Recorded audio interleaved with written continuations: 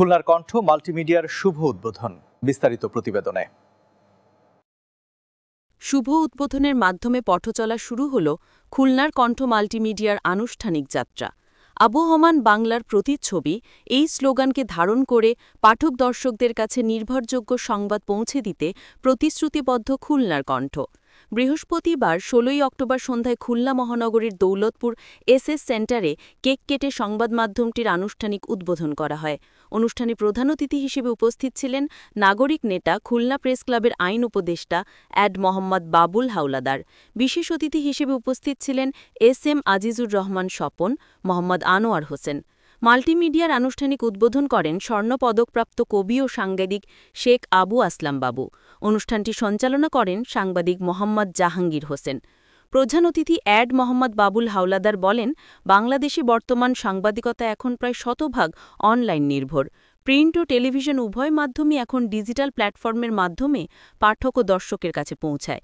এমন বাস্তবতায় টিকে থাকা যেমন চ্যালেঞ্জ, তেমনি বস্তুনিষ্ঠ সংবাদ পরিবেশন করাও দায়িত্বের।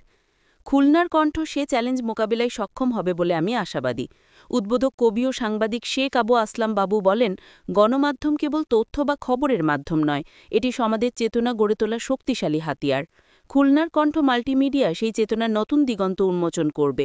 আমাদের স্থানীয় সংস্কৃতি, ভাষা, ইতিহাস এবং মানবিক গল্পগুলো আধুনিক প্রযুক্তির মাধ্যমে তুলে ধরলে ভবিষ্যৎ প্রজন্ম এই মাটির আসল ইতিহাস ও সংস্কৃতি জানতে পারবে।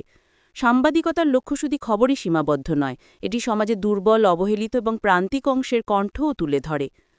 ভারপ্রাপ্ত সম্পাদক শাহাবজ্জামান বলেন, গণ অভ্যুত্থান পরবর্তী সময়ে নতুন বাংলাদেশ গঠনে গণমাধ্যমের ভূমিকা অত্যন্ত গুরুত্বপূর্ণ। সেই ভূমিকা অনুযায়ী বস্তুনিষ্ঠ পূর্ণাঙ্গ সংবাদ প্রকাশে আমরা দৃঢ়প্রতিজ্ঞ। বিশেষ অতিথি হিসেবে বক্তব্য রাখেন বিশিষ্ট ব্যবসায়ী ও সমাজসেবক এস.এম. আজিজুর রহমান স্বপন। তিনি তার বক্তব্যে তুলে ধরেন, তিনি সাংবাদিকদের বলেন, আপনারা আপনাদের কলম লেখনের, ছবি, ভিডিও চিত্রের মাধ্যমে সত্য ঘটনা তুলে ধরেন।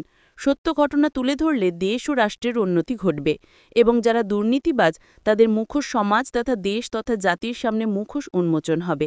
এতে রাষ্ট্র খুব দ্রুত উন্নতির দিকে ধাবিত হবে।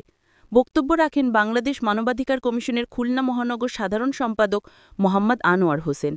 উল্লেখ্য, ১৯৯৬ সালের মে মাসে তৎকালীন খুলনা জেলা প্রশাসক মোহাম্মদ ইফতিকার আহমদ সাপ্তাহিক খুলনার কণ্ঠের ডিক্লারেশন দেন। ওই সময় পত্রিকাটির সম্পাদক ও প্রকাশক ছিলেন শেখ আবু আসলাম বাবু। পরে ওই বছর ৯ জুন পত্রিকাটির প্রথম সংখ্যা বের হয়।